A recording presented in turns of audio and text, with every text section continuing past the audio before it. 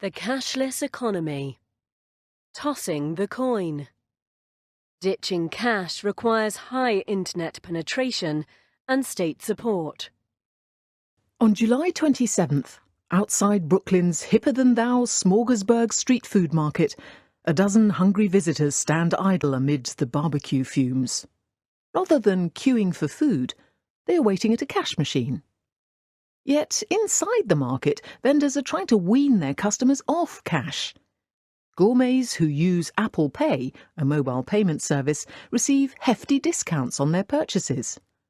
Apple pays us the difference, one trader explains.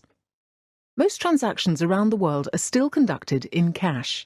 However, its share is falling rapidly, from 89% in 2013 to 77% today. Despite the attention paid to mobile banking in emerging markets, it is rich countries with high financial inclusion and small informal economies that have led the trend. Within the rich world, more digitized societies tend to make fewer cash payments. In Nordic countries like Norway and Denmark, where 97% of people use the internet, around 4 out of 5 transactions were already cashless by 2016, according to a recent review chaired by Hugh Van Steenis of the Bank of England.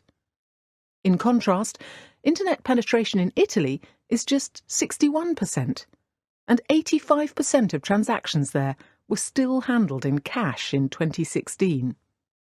Beyond this broad pattern, decisions by both individual firms and governments have large effects. At the company level, installing infrastructure for contactless payments bears fast fruit.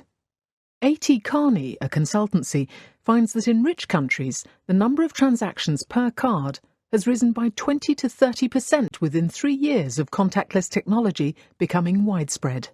Banks can accelerate the process by building fast, low-cost systems that enable direct transfers between accounts, such as Ideal in the Netherlands or Swish in Sweden.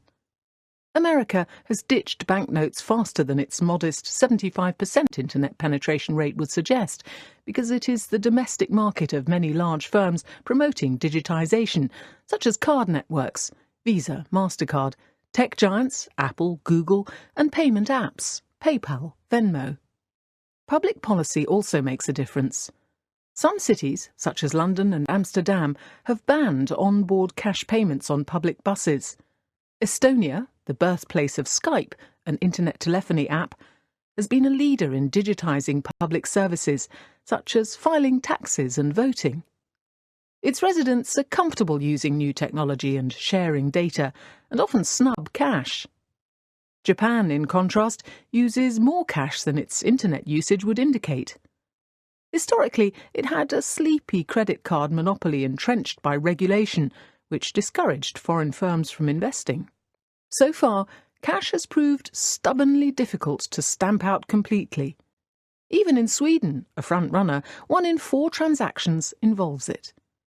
But a tipping point may loom. Handling cash is expensive. Studies estimate its overall cost to society at 0.5% of GDP. As more payments become digital, this burden will fall on ever fewer stores, shoppers and banks. If cash withdrawal fees rise to $10 a time, even technophobes and older shoppers may start paying for those truffle fries with their phones.